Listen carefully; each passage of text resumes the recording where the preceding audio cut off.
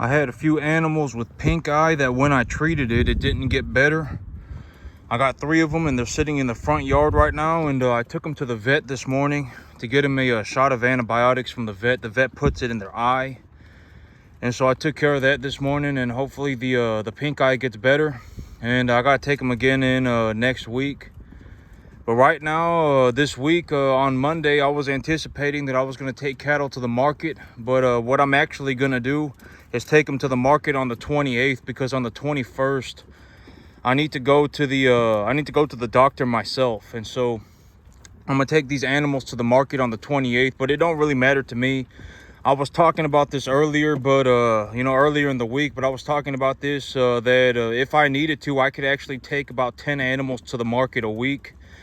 The big problem right now is that my trailer can only hold 5 animals. If they're relatively large, if they're 6, 7, 500, 600, 700 pounds, I can really only take 5 of them. And if they get over 650, 700, then I can only take 4 of them. And so realistically right now, if I needed to, I could actually sell 10 calves a week. I would just need to take 2 trips to the sale barn. There are 2 big sale barns in the area around me that I like to sell my cattle at. And if I needed to, I could go over there twice a week. I could go over to each sale barn once a week. And so, it's not that big of a deal for me. I can sell these animals whenever I need to, and I can sell them 10 a week at a time if I had to. And so I'll be taking them on the 28th. And I was taking a look at the numbers in terms of what am I going to be doing, and in terms of how much capital is flowing through. And here's what I mean. When it comes to money, okay, so on the average, when I take a look at everything that is going on, when I take a look at everything that is going on and I apply a monetary value to it, an objective number to it, I would say that probably about $150,000 a month goes circulating through me. It's not all cash, right? I've talked about this. In terms of making money, you should not be focused on making all of your money via cash. There's no reason to do that. It's probably not even a probability. All right, making all of your money via cash is not a good idea. All right, I've talked about this. What are some things that are as good as cash? An equitable investment, right? I mean, you should not be looking at cash as the only way to accumulate money. Cash is not the only way to accumulate money. It's actually the least efficient way of accumulating money. All right, it honestly is. Cash is like the least efficient way of accumulating money. It's the highest taxed. I mean, you're taxed the most on it, and and it's just not really probable. It's just not really a good idea. And here is another good example. Here's something that I should talk about. Maybe this will put things in perspective for you. When I take a loan for $250,000 and I buy a piece of land, that land is equitable. Why is that land equitable? Because that land is valuable to others. It's not valuable to just me. It's not like a Pokemon card, right? It's a piece of land. And the reason that it is equitable simply means that it has a monetary value according to everybody, not just one person, right? That's what equitable means. And so when you have something that is equitable, you can take, and actually I'll use me as an example. I took a loan for $250,000 and I purchased a piece of land. For that $250,000, I pay $1,200 a month. I pay $1,200 a month. And on that $1,200 a month, I actually make an extra payment of $500 a month. So my monthly mortgage payment is $1,700 a month. It's $1,800 a month, something like that.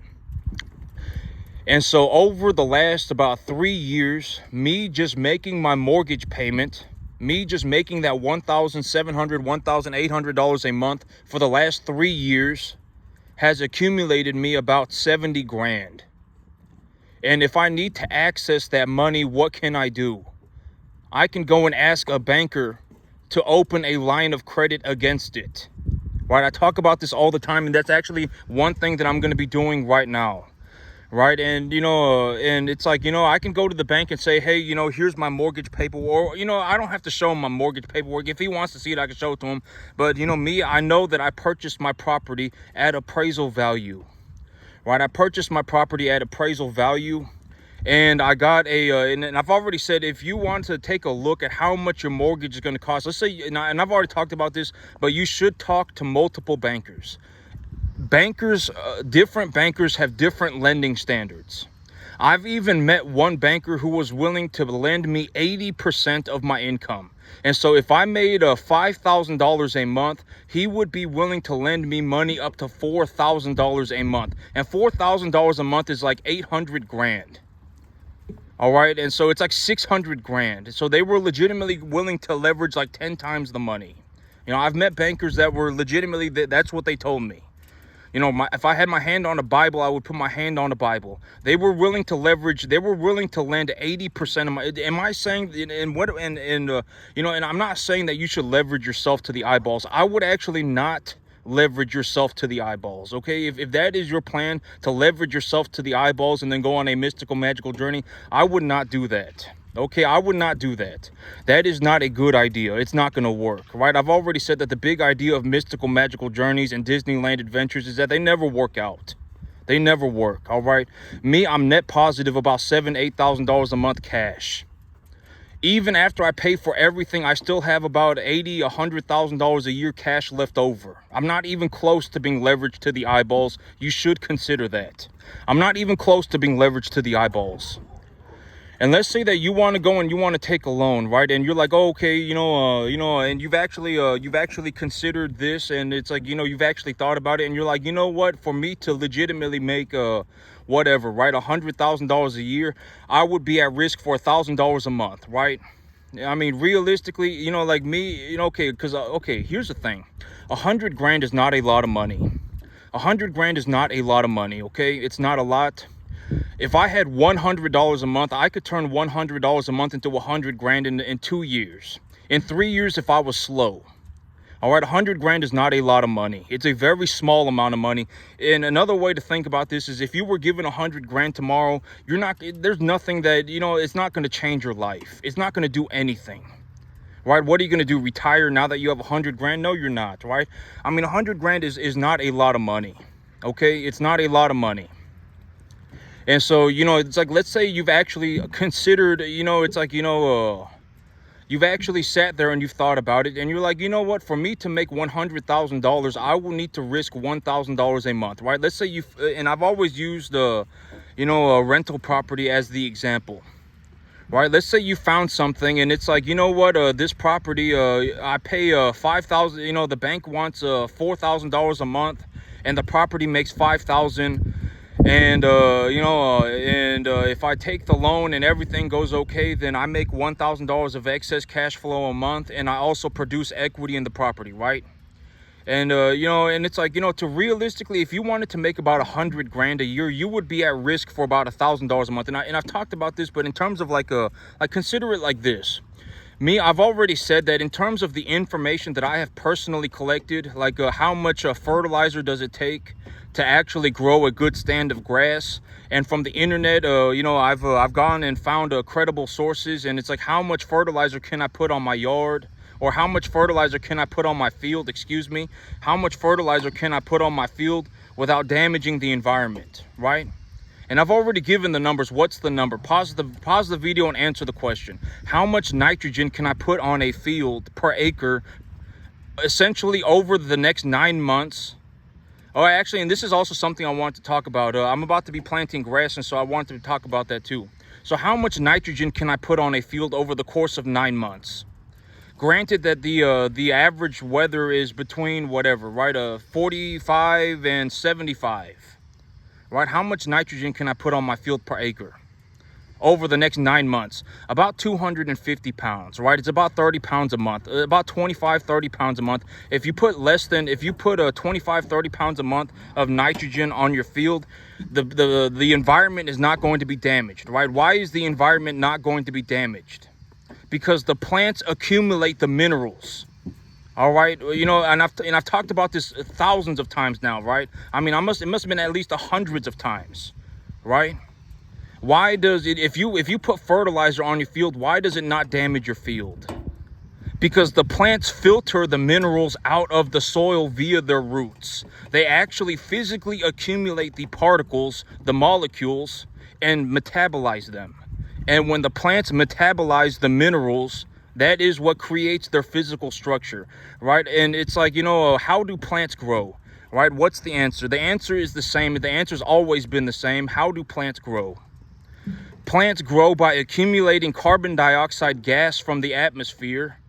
There is a cell in the plant called the chloroplast, and when sunlight goes through the chloroplast, there is an interaction between the chloroplast and the sunlight that causes the plant to create sugar. And the sugar acts as energy for the plant.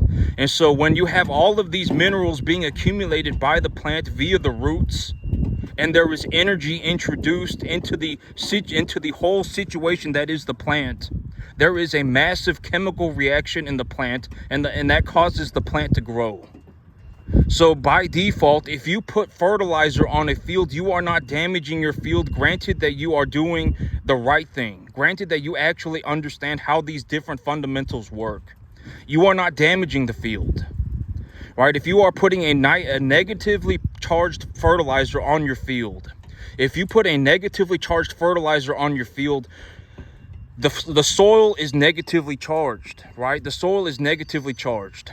And so if you put a negatively charged fertilizer on your field, the only way for that fertilizer, well, the main way for that fertilizer to get pushed into the soil profile is by turning into a liquid, right? Is being suspended in a liquid. It's essentially, if it rains or if you have irrigation, the fertilizer molecule will dissolve into the water and create a solution. And when that solution goes through your field, it will come into contact with the roots of the plant.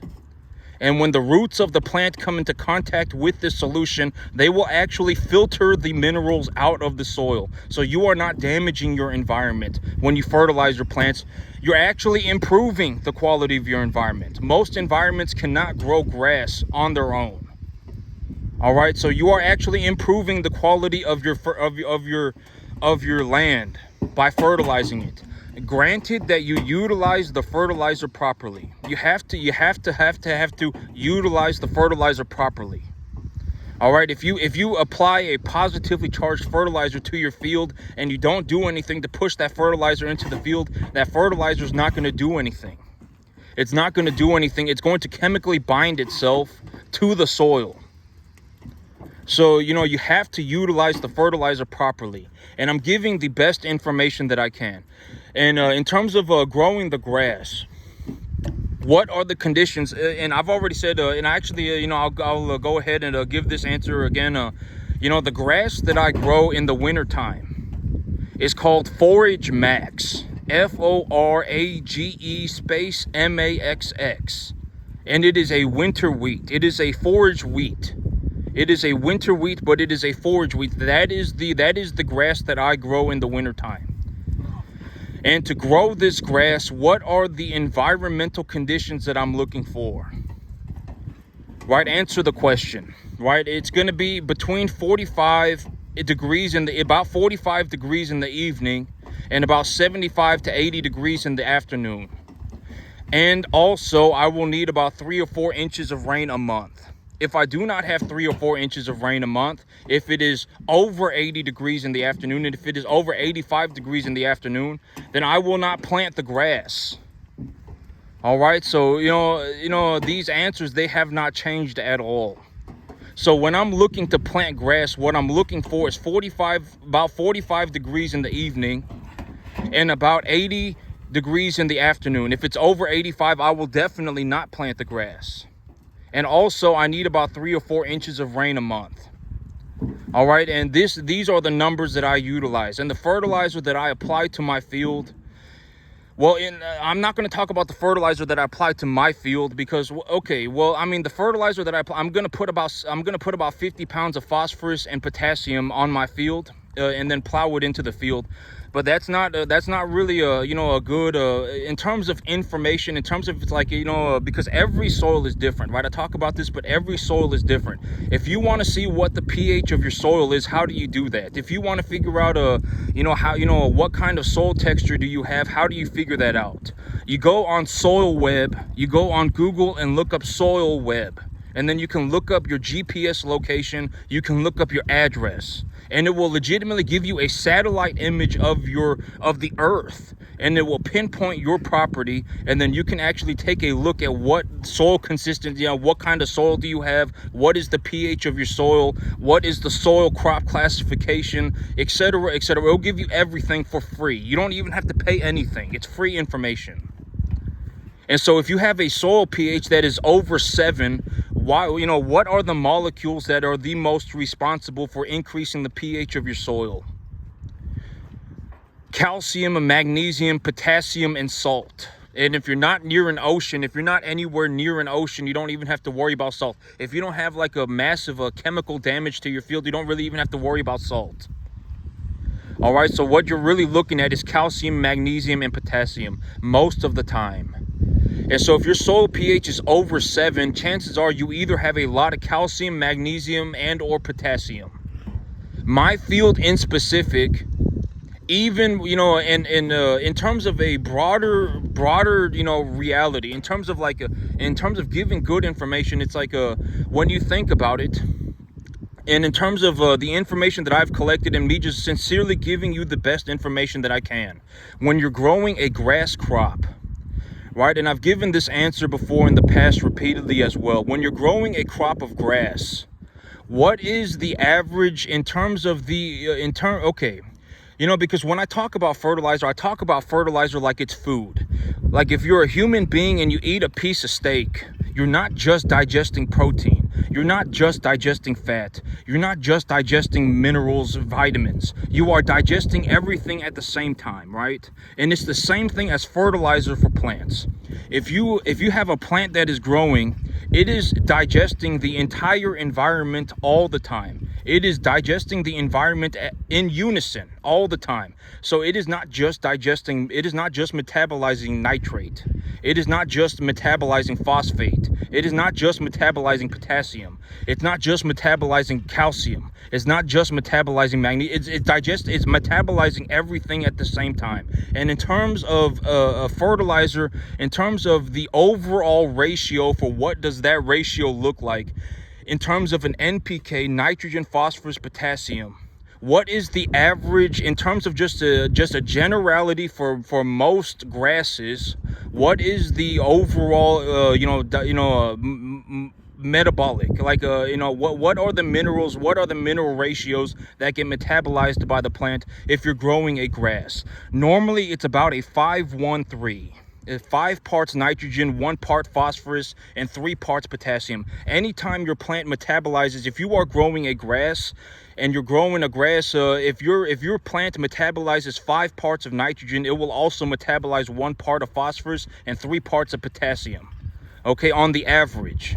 All right, and so that's just a general, just to give you an idea of where to head. And if you are going in a certain direction, like let's say you take the information, am I saying that you should put a 5-1-3 fertilizer application on your field all the time? No, I'm not. That's not a good idea. What should you be doing? You should be collecting information on your field by visually observing your plant material. Right? Because why? Because, I mean, think about it. If plants are metabolizing their environment, and that environment is essentially causing a chemical reaction in the plant, then if something is not, like if you're a human being and you don't eat enough vitamin C, right, your eyes are gonna, you're gonna get jaundice, right? I mean, if you're a human being and you're not eating enough calories, you're gonna become very thin, right? It's the same thing with plants. If you don't fertilize them right, if you don't give the plant the proper levels of minerals, they're not going to grow properly. And you can actually observe that. And depending on what is happening with the plant, you can actually figure out what mineral you need to be putting on your field. Okay, and you need to understand that when you fertilize a field, you should not just be putting okay, actually I take that back, because there are times when I will apply just straight urea on my field. Like if I'm gonna get 2 inches of rain in a year, or not in a year, that would be horrible. That would be like cataclysmic. I haven't, in Texas we get almost 2 inches of rain in for a month, even if it's dry. And so, if I think I'm only going to get 2 inches of rain for the entire month, and I'm anticipating that I'm going to be plowing up my field within the next 2 months, and even if I apply a positively charged fertilizer, there's not going to be any movement of the positively charged fertilizer into the soil profile, right? It's not going to happen. Why? Because positively charged fertilizer binds to the soil. Right, I even said that earlier in this video, just in this video. Positively charged fertilizer binds to the soil. So if you are going to apply positively charged fertilizer, you need to push the fertilizer into the soil profile one way or another. If you have if you have a massive amount of rain, like if you get like 7 inches of rain over the month, then yeah, but how many times does that really happen? Almost not ever. All right, so if you need to have something that happens that causes the positively charged fertilizer to be pushed into the soil profile. Okay, and and all of these things that I'm saying, you have to understand that these things that I say these things because they are very important. Very important. If you mess this up, it's not going to work. And this is also what I mean by you need to be paying attention to the details, and you should also be considering that. It's like me, I legitimately might be the most successful farmer on the entire planet. Okay, I might legitimately be the most successful one. Like, I haven't seen anybody that's even managed to do 10%. All right, and there's a reason for that. All right, I'm not saying these things because it's like, I'm saying these things because they are very important. And if you do not do this correctly, it will not work. All right, and the big idea is to get as many people to the 10% mark as I can. If I can get you to the 10% mark and you essentially get to the point where you can practice for free, then now you're on your own. All you really need to do is practice all the time. You practice all the time. You practice 15 hours a day for the next 15 years of your life, and eventually one day maybe you make it to here. But are you really? Probably not. Right? You're probably not. Somewhere along the way you will fail. Or you will quit, or you will stop improving, and then you will never make it here. But I would, but that's the thing. So the big idea for me is to get as many people to the 10% mark as I can. If I can get you to the 10% mark, at least you can practice for free. And these things that I talk about, I'm not just saying these things because, they make me feel good. I'm talking about these things because they are fundamentally very important for you to understand if you want to actually become a farmer.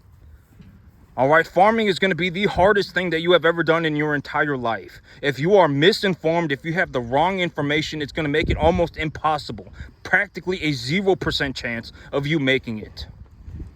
So you have to understand that you need to understand these things.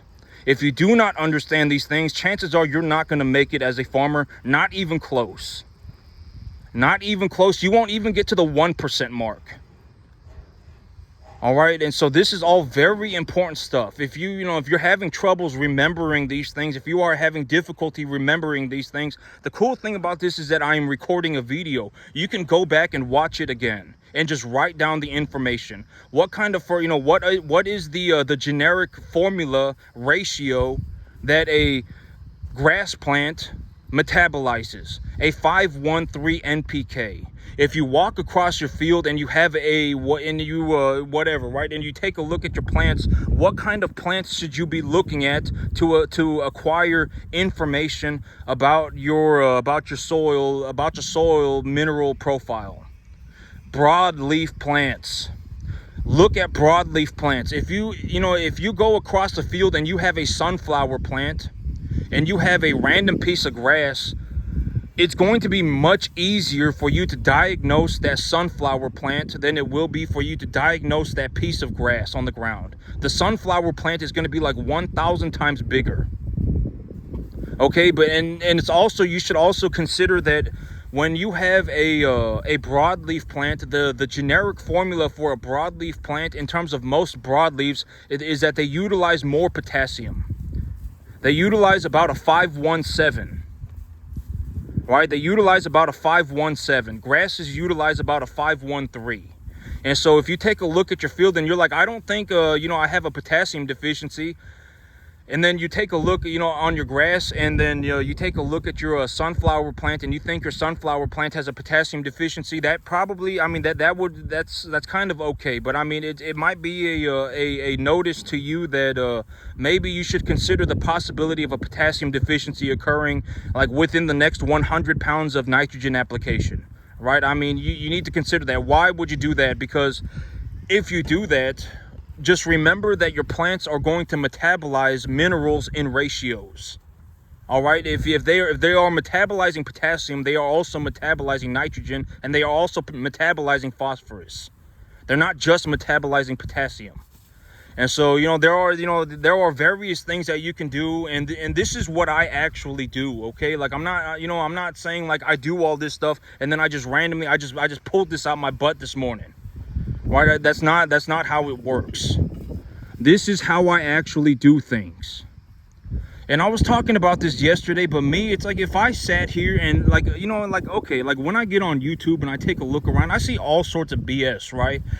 I mean, it's like, oh my God, everything, my life is falling apart because of inflation, and and it's like and it's like I remember I was watching this one video on this guy, and he was talking about home prices, and he was like, oh my God, 5 years ago, home prices were a $250,000. The average median home price was $250,000, but now the average the median home price is like $350,000, and the interest rate is up 3%, is up 2.5%. And he was running the numbers, and it was like, it was like less than $1,000 a month. And it's like, you legitimately just gave up. I mean, you legitimately just made a video about how everything is impossible. And then when you actually look at it, what we're talking about is $1,000 a month. It's like, what a waste of time, right? I mean, why would you go around and tell people, oh my God, I can't do it because I don't have $1,000. Why would you do that? That's a waste of time, right? I mean, finance your down payment. I mean, find a different equity, because I've always, go and find something else that is equitable. I mean, okay, here's the thing. And I've actually talked about this before, but in terms of business, let's say that you have a deal and the deal turns out to not work out for you, then what should you do? Find a different deal. It doesn't matter. Just find a different one.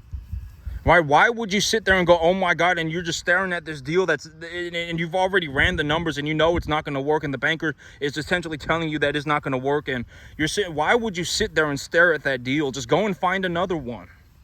I mean, you can go and you can, instead of buying yourself a whatever, go and buy yourself something else. Go and buy yourself a business. You can go on the internet right now and buy a business, on a 5-year seller finance for like 1.25 times EBITDA. Right? I mean, you can buy that business and boom, congratulations. You essentially just start cash flowing immediately the moment you buy the business. Right? I mean, it's like, why stare at a deal that's never going to work?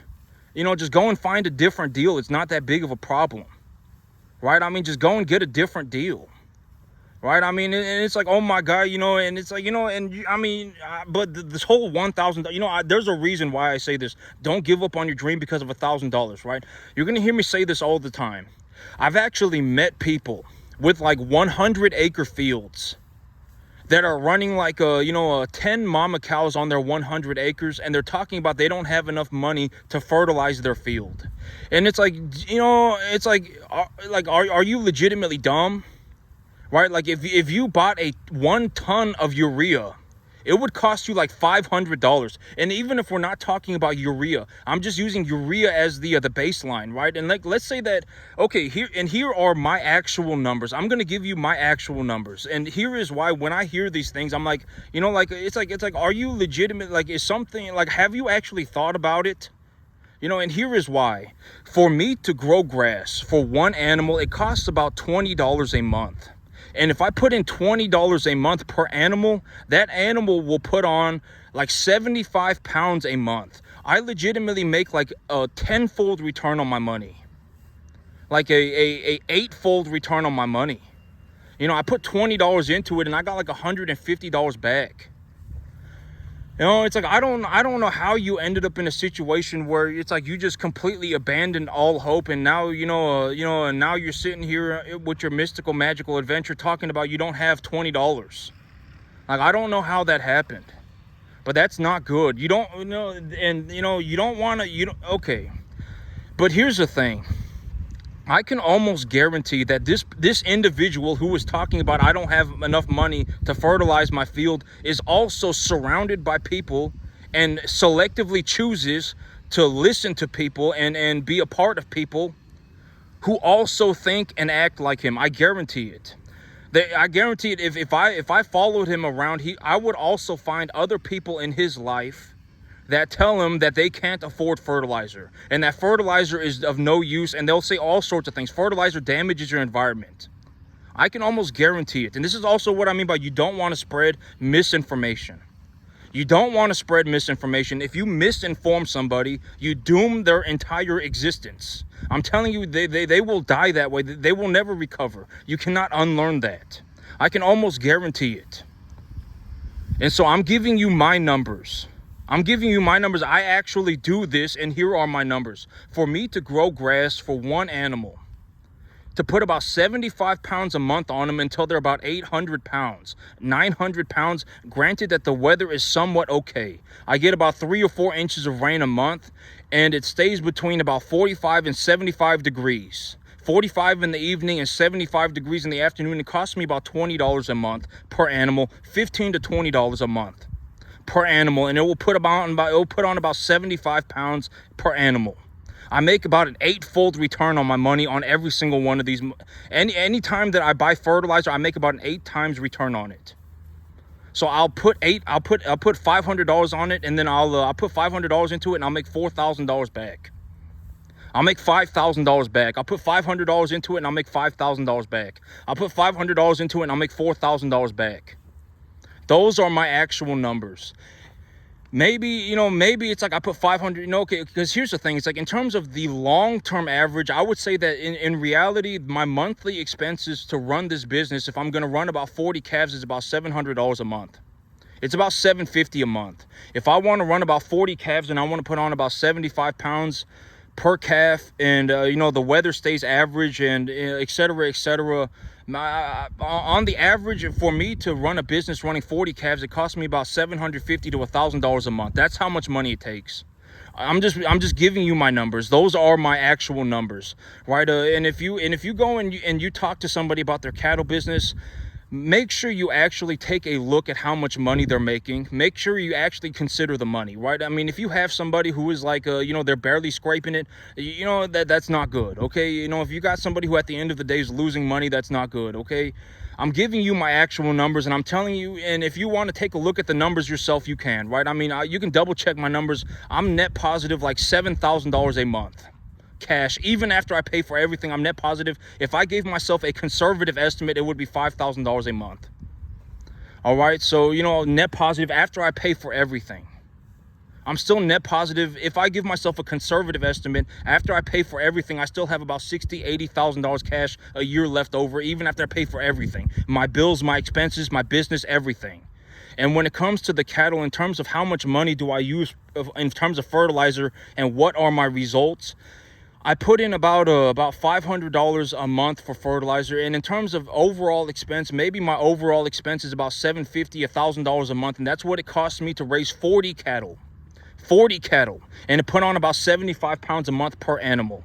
I make about an 8 to 10 times return on the money, right? And so it's like if I put $1,000 into it, I'll make like $7,000 back. If I put $1,000 into it, I'll get like $6,000 back.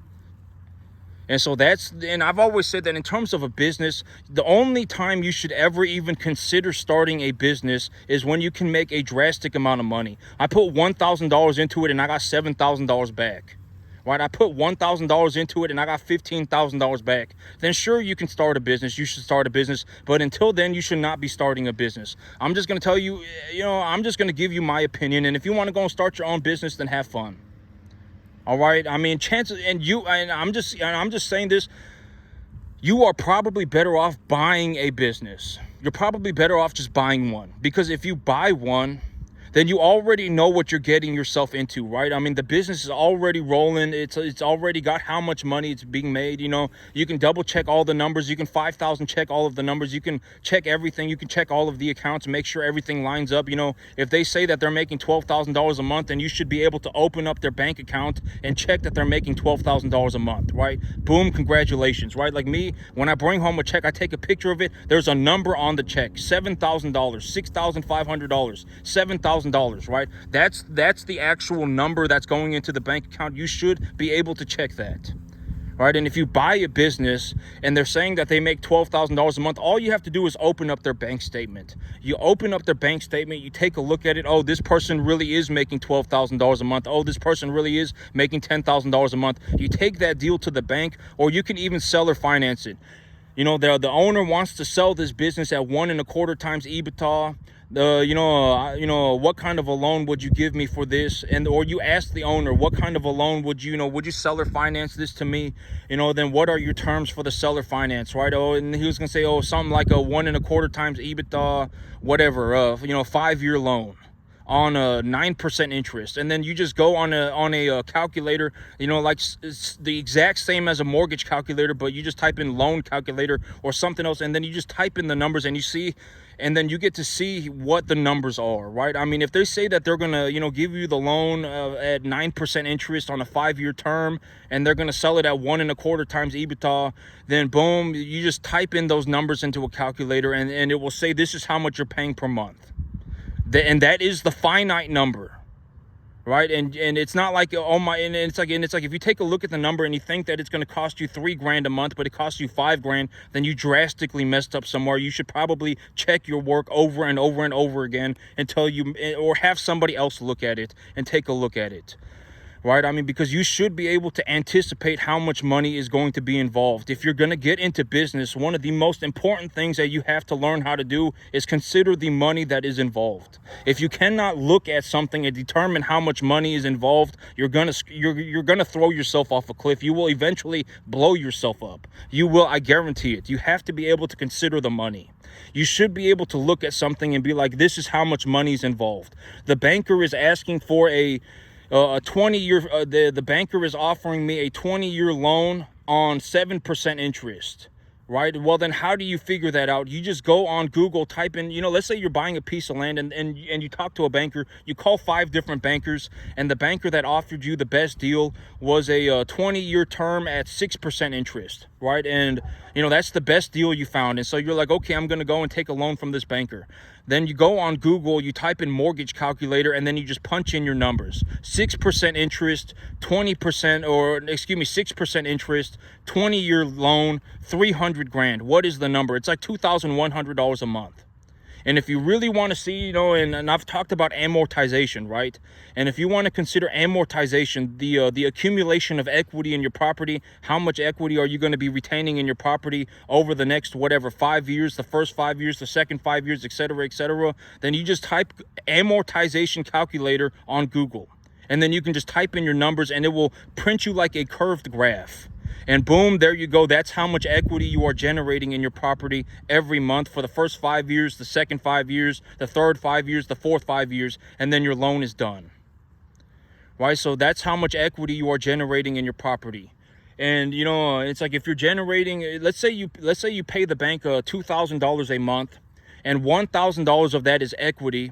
You're essentially getting the $1,000 back every time you pay the bank the $2,000. And if you need to access that money without selling your property, you have to understand that your property is equitable. Your property is equitable. That means you can open a line of credit against it. And then you can utilize the credit as you would cash. So boom, congratulations. That's what I'm doing right now too. So, there are various things that you can do, right? I mean, these are all just different things that I do in my personal life. This is what I actually do. All right, this is how I do it. And I was talking about this yesterday, but if I sat here and I was just like, oh my God, look at me, I'm making because I actually see these people on YouTube and I don't agree with, but I mean, it's like, it's whatever, right? I mean, it's a free country. If that's what they want to do, they can do it, right? And then you see these, it's like, oh my God, I'm going on a $500,000 shopping spree. And oh my God, I just bought $100,000 tractor, and oh my God, I'm gonna go and buy $100,000 worth of cattle. And it's like, to me, that is no use. There is no use in content like that. It's like, but I mean, if that's what they want to do, then they can do it. But me, the thing about me is that I'm actually showing you how I do it. Right? Because at the end of the day, even if YouTube made me whatever, right? I mean, even if I made a whatever, right, content, and it made me a few $1,000s a month, I don't care about the money. The money is negligible to me. Even if I was offered $10 million tomorrow, I wouldn't even take the deal. It's the money is irrelevant. I can make as much money as I want, right? I mean, I run cattle and I make a boatload of money. The money is irrelevant to me. I mean, and it's like, but that kind of stuff, it's no use. Right. And it's like, and so I figured what I would do is, I would look to be a part of the solution. This is how I actually do, this is how I actually do things. Right. I probably circulate probably about $150,000 a month. And this is how I actually do things. Here within about 6 months, I will probably be circulating close to about $400,000 a month. That's how much money is going to be going through and through me. About $500,000 a month. And this is exactly how I do it. Generation of equity via starting my own business. Buying, generation of equity via purchasing land. Generation of equity by utilizing, commodity assets like cattle. Right? I actually show how I do it. Right? This is exactly how I do it. And, and at the end of the day, I mean, in terms of the global economy, it's like, I made it to like the top 0.00001 percentile of the entire U.S. economy for the year 2024. We should possibly consider that as useful information, right? Just at the end of the day, we should just consider that. Right? I mean, I did extremely well. I did something that, it would be deemed impossible by most people.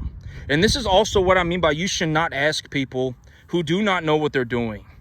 If you want to know how to make $2 million on a 10.5 acre field running commercial cattle, I can show you how to do it. I can show you how to do it. Okay. I can show you how to do it. If you want to learn how to, whatever, if you want to learn how to do, animal antibiotics or whatever, then find somebody who actually knows what they're doing. All right. Go and find somebody who is like, they take care of 1 million cattle on a feed yard a year. And they're the lead veterinarian. They have free information on the internet. They do PowerPoint presentations, and they put them on the internet for free. All right, go and find somebody who actually knows what they're doing. And in terms of, I want to talk about this real fast because I figured, a lot of people, there probably a good amount of people, with farms that watch this channel. And one real cool thing that I got was Starlink. And I was talking about this on the other videos, but it's like if you have a massive field and you want to, do whatever, you want to put cameras up everywhere, you can actually do that with Starlink. Starlink has coverage across the entire U.S., and that's actually what I did, and I really like it. I put Starlink up on my property. It gave me like a high-speed internet, and I put cameras everywhere. And so you can put cameras everywhere. Even if you're in the middle of nowhere, like if you got a 1,000 acre field and you're kind of like, I wonder where my cattle are, you want to find out where your cattle are, then you can actually put Starlink up on your property in various locations, and you can put up surveillance cameras, and that might actually help you find your cattle. And so that was something that I did, and that's something that I'm going to continue to do, and I really liked doing that. I will end up putting Starlink on all of my various ranches. I will put Starlink up on all my various ranches, and I'll just put security cameras everywhere. And so I can see what's going on without having to be there, right? I mean, it's very useful. And so, but that's something that I did, and I really like it. And if you have a big field somewhere and you want to put you got 1,000 acre field or whatever, or you want to see what's going on your field, you got another field 2 hours away, and you want to see what's going on over there, but you don't want to have to drive over there. Well, you can put a Starlink satellite on your property, and then you can just put surveillance cameras everywhere. I did not know that until recently, and I really liked doing it. I thought it was great. It's only $120 a month, and you pay like $400 for the satellite. And boom, now you have access to internet everywhere. You can put cameras everywhere. You can see where your cattle are. You can track your cattle, everything. And so that's something that I did, and I figured I would pass on that information. But that's it for me today, YouTube. Y'all have a good one.